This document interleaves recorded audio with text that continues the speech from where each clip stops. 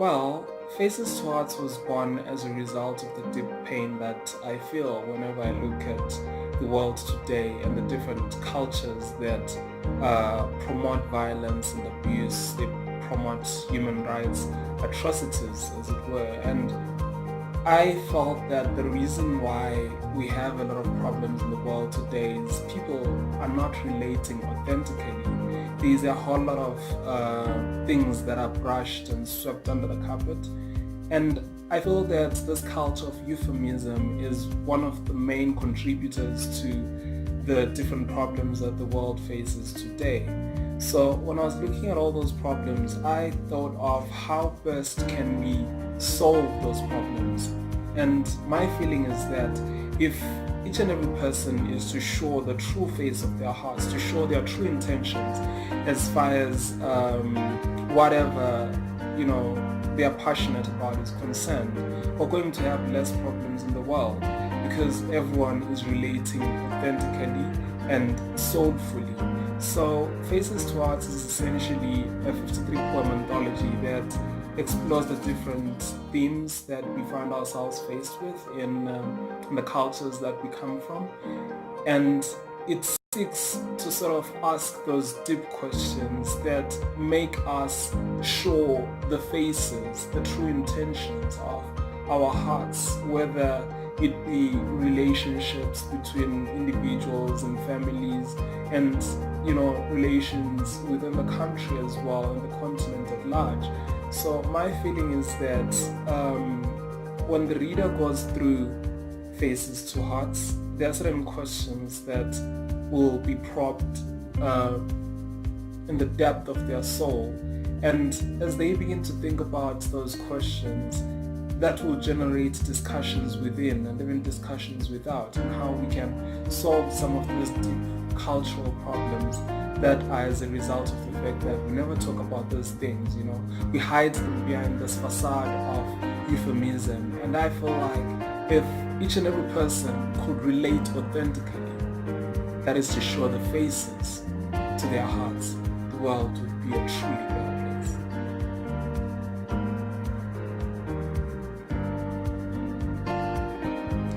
Poetry is a cultural tool. Most of the problems that we have in our world today are very cultural problems. For instance, the deep culture of silencing that characterizes most of our societies, propagating and making worse cultures of abuse, cultures of violence, cultures of euphemism, even cultures of other human rights atrocities.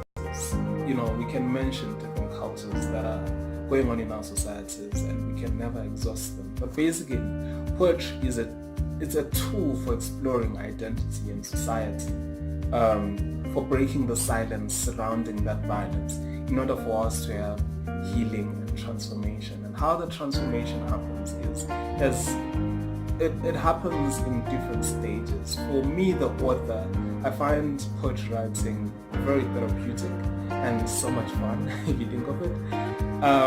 But also, as people begin to read those poems and ask themselves deep questions, or as they begin to read those poems and relate to some of the feelings that I have on the different things that happen in the world today,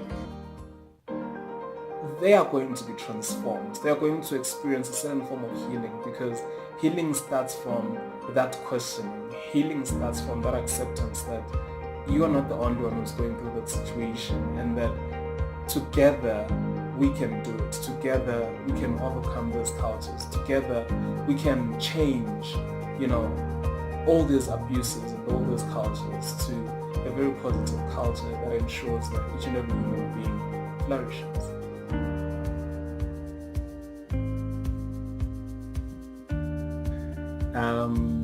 That's a hard one, but I think I've got two that are my favorites. One is entitled Not So Random Thoughts, and it talks about the different definitions that we attach to being a woman or being a man in a society, and how those definitions end up promoting a culture of violence and abuse.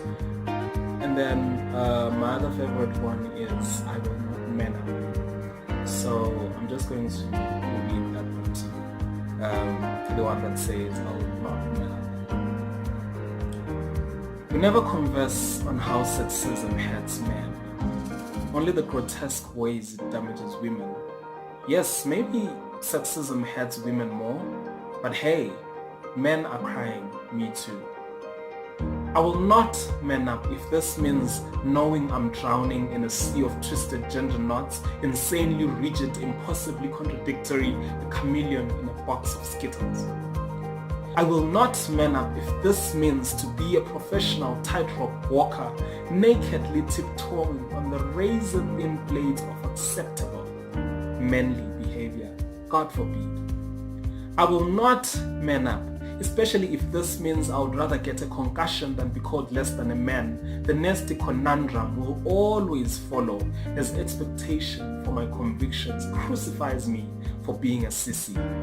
I will not man up if this means a damned if you do, damned if you don't conundrum, an imbroglio of being a good partner without caring much about what my partner feels and thinks. I will not toe the razor sharp's edge balance between good grooming and carelessness. I will not man up if this means saying no homo when I'm hugging my best friend, saying no to emotion when I have a dire need to bawl out and wail. I will not man up if it means saying no to being me. I will not man up if this means a religious subscription to locker room talk, all for the fear of perceptions and what people will think.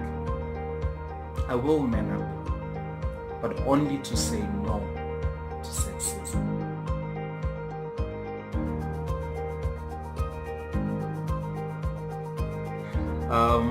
The message to you, my dear readers, is first of all, thank you so much for purchasing a copy of this book.